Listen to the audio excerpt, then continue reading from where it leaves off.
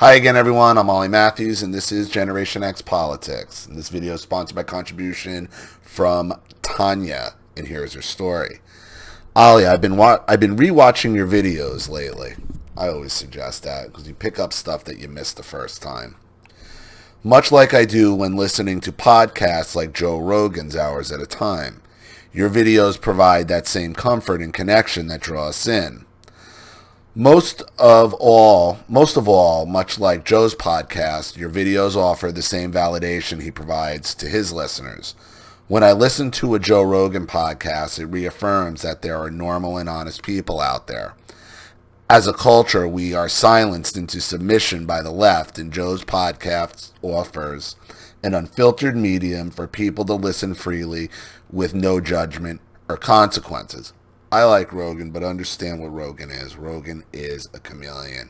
Rogan is one of these fence sitters that knows better but does it anyway. Here's what I don't like about, and I'll say this. Here's what I don't like about Rogan, and even he said it. Okay, Joe Rogan said he was probably going to vote for Bernie Sanders. Okay, and then he up and moves to Texas. Why? Because California is so fucked up.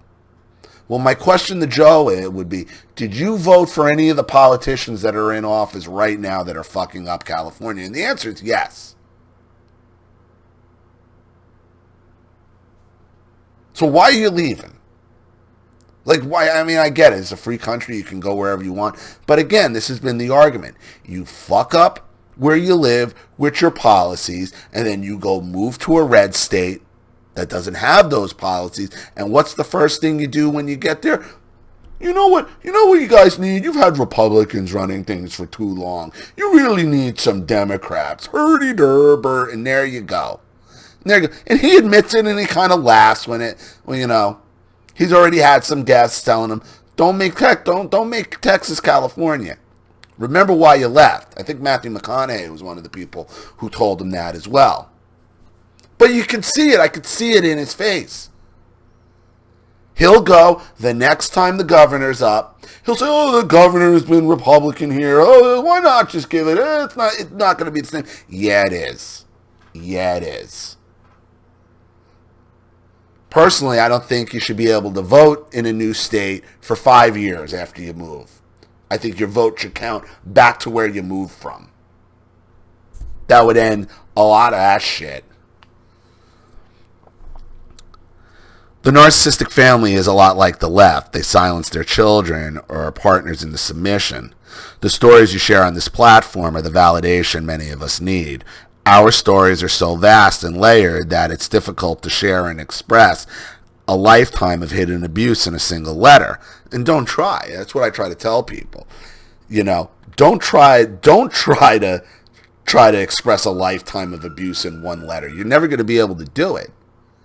You go story by story, what you can remember, action by action. You try to get it all in one letter, you're going to get nothing in a letter but rambling on and on, a lot of stuff that you don't need, and it's not going to go anywhere. You focus story by story. This is why I glean something new each time I listen to a video and draw to a similar experience. A recent one I watched was The Disappearing Narcissist. My sister did that. It was so covert, I did not make the connection until watching that video. Onto my story. I like the videos that provide some history, but share a specific story. So here's my story. In early 2015, it had been 1 year since I had discovered narcissism. I was low contact and even skipped Christmas in 2014 and flew to New York City last minute. It was one of the best Christmases I had experienced. I stayed at my favorite hotel, went to the spa, and had lunch at an Irish pub filled with Irish tourists. I must have been the only American in the place, and we had such a good time that I was invited to Christmas dinner. Santa even made an appearance and handed out mints. In early winter 2015, there was a tragic death in my family. My paternal grandmother's nephew died. I called him my cousin since we were both in our early 30s. My family is Ukrainian. I came to this country in the late 80s as a small child, so I assimilated to the American culture. Yeah, but you left late 80s. You left communism, that old communist Soviet bloc country. I mean, it was at the end of communism there, and it was crumbling. But your family, your parents, and you were born into it, and especially your family. My cousin immigrated in his teens when we were in high school and made friends quickly. But he mostly stayed in the inner circle of Ukrainians. It was not a surprise that a few years before his death, he met a girl in Ukraine and got married over there. They were working on paperwork to get his wife to the United States when he suddenly died. The reason I'm sharing this info is because his wife could not attend the funeral since she was overseas, and they hired a videographer to film the funeral. Morbid. Yeah, but what do you do like that, right? This is 2015. This isn't even now. Since I was low contact, I had not seen my mom for several months. Once the first evening service was concluded, I was standing in a circle with my brothers and their spouses. My mom approached us trying to look meek. I was not my usual friendly self with her and gave her the cold shoulder. I continued the discussion despite my mom standing there. We were talking about my cousin's immediate family and how his brother spent most of the service in the parking lot outside and ran outside when people approached the front to console the family. All right, so the brother keeps running outside anytime people are coming up. I told my brothers I could not relate to him because I don't like people touching me, especially if I was distraught. My mom started snickering and laughing at me as soon as I said that. Instead of ignoring her, I called her out and asked her why that was so funny. I don't remember her reply, but my siblings and their spouses just stood there with no reaction, much like they do when things get uncomfortable. We continued the discussion, and all of a sudden my mom shyly asked me if she could speak to me on the side because she had something to tell me. She put me on the spot and made it seem like we had a relationship and she had to tell me something in confidence. Keep in mind, my mom is typically overt, loud, grandiose, and histrionic. So her sudden meekness was out of character. Not wanting to cause a scene, I obliged and walked over to the side. Now we had an audience, and the group I was standing with were all watching. My mom continued to be demure, and was speaking to me like I was a distant acquaintance she was trying to impress. I asked her what she wanted to speak about, and she said she wanted to give me back money because I had paid for one of my little sister's college courses. She then whips out money and gives it to me in front of everyone. Wow. Wow, at a funeral? Wow, she is setting up for the victimization ploy, huh? Wow.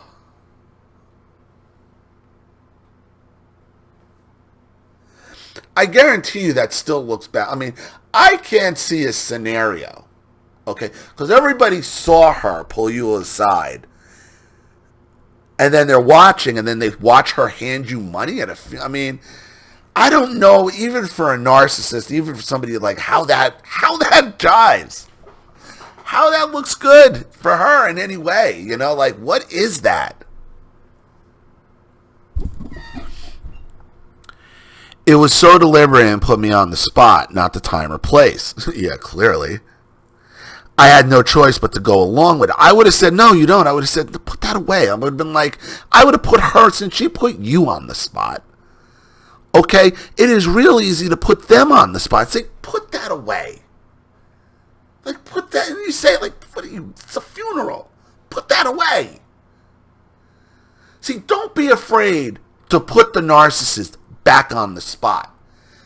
You see, just because they're bold and they have the balls to fucking pull something like this off at a funeral, okay, doesn't mean you couldn't have flipped the script right back on her.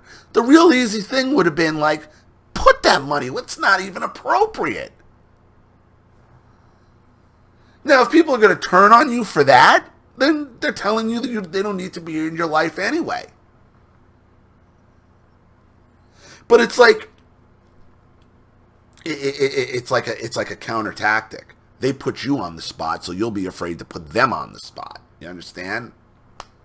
It's a preemptive strike. You can't be afraid to put them back on the spot.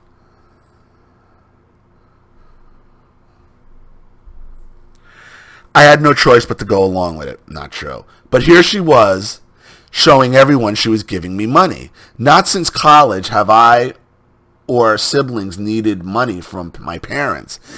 In fact, it is my parents who see their educated, highly paid children as money resources. This part deserves its own story regarding my parents and money. Right, this is all psychological warfare your mother's playing on you. Oh, look, she said she's taking money from her mother at a funeral. See, that's where she set it up. So you should have been like, put that away. Like, I don't need that money. I didn't ask you for that money. This isn't the appropriate time or place. Don't be afraid to put them back on the spot, because they put you on the spot.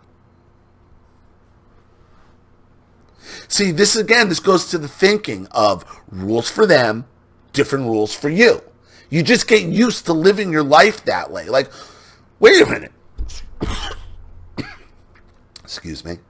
Why is she able to put me on the spot, but I can't put her back on the spot? Oh, because I've been living my life under these bullshit rules, like we have two sets of rules. No, stop living your life that way.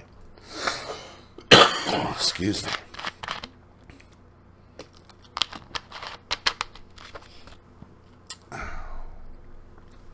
The next day was the final service during the morning. I arrived just before it started and ended up sitting behind my mom. My humanitarian attention-seeking, narcissist covert father was frantically collecting money from his kids as a contribution towards the funeral costs. At the funeral? Old communist, man. Old communist, man. Cold, unfeeling, horrible ideology to grow up under. This is what it creates. This is what communism creates. Even though they came here, they grew up under that iron fist that just demand money at a fucking funeral. This is what they're trying to implement here socially. This is what Marxism and communism does to society.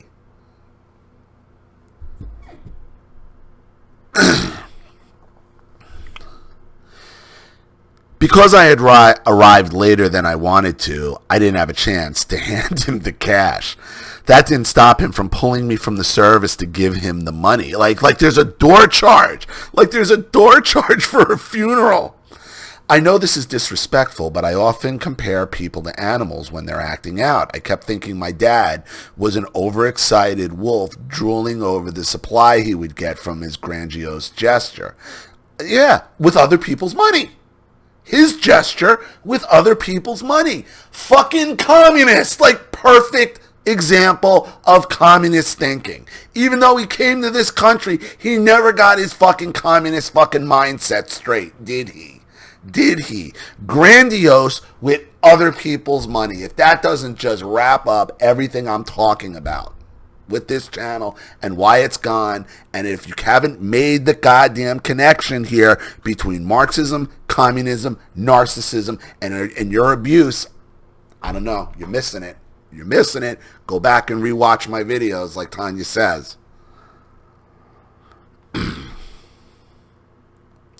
I later learned from my brother Don, who watched my father present the money to the grieving family. Don said my dad took credit of the over 1K raise from me and my siblings. Of course he did. Of course he did.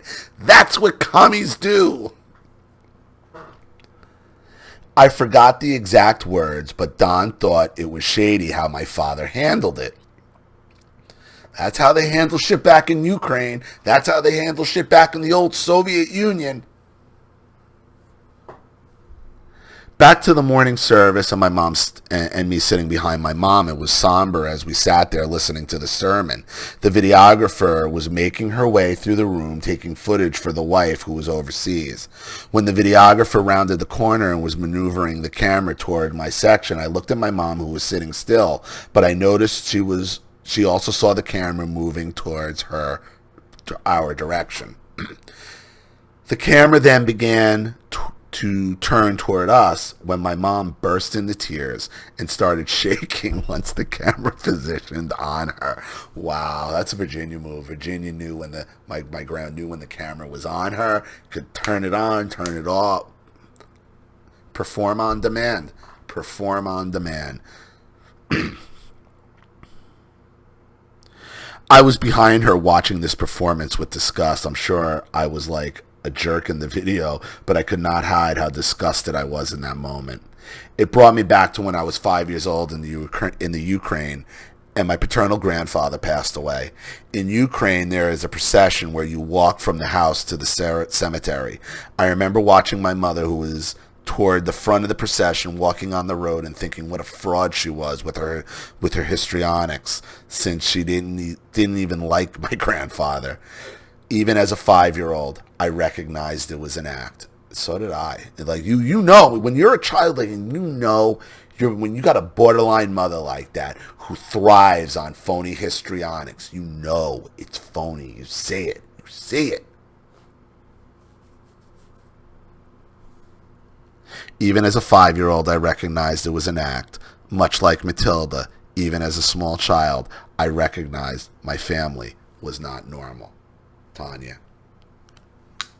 And that's just it, man. That's the perfect summation. You've known since childhood that your family isn't normal. We all have. We all have. But you have been but we go through life allowing them to put a different set of rules on us than they live by. And I've talked about them on this channel ad nauseum. You're not allowed to fight back. They get to do what they... Over and over and over again. Over and over and over again. I have talked about this. Different sets of rules. And you go through life like that. And you get to a point where you allow them to put you on the spot at a funeral in a situation that would be so fucking simple to flip back on them. But you don't. Because you are conditioned to live under two sets of rules. I mean, this story has everything. This story has everything. Marxism, communism, the entire thinking of it, that collecting other people's money and then taking fucking credit for it at a funeral. The coldness, the phoniness, the histrionics of all of it. It really is. It really does surmise where we are as a society and as a country right now, and how we get there. Okay? And what it's like. Tanya's family, parents, grew up under communism. They didn't like it. They came here, but they still carried the scars with them because that's how they live. That's the root of Tanya's family's narcissism. Communism. Marxism. Don't be afraid to put the narcissist back on the spot. Period. So I hope that helps. Thank you, Tanya, for your contribution and your story. I really appreciate it. Thank you to everybody watching. Please leave any opinions or advice in the comment section below. And again, if you want your story read on the channel, you have a topic you'd like me to cover, something you'd like me to expose, you'd like to set up a phone call, Skype, have a private video made, or just make a contribution to the channel in general to keep it supported, growing, and successful, because this channel survives 100% on contributions from all of you. This channel is completely demonetized from YouTube by Google. So if you like what you see here and you want to see more videos like this, you know what to do with the PayPal and email links in the description box. Also, please like and share this video wherever you can. Subscribe to my channel if you haven't, and be sure to click the subscription bell to be notified of all my video uploads. I'm Ollie Matthews. This has been Generation X Politics. Take care.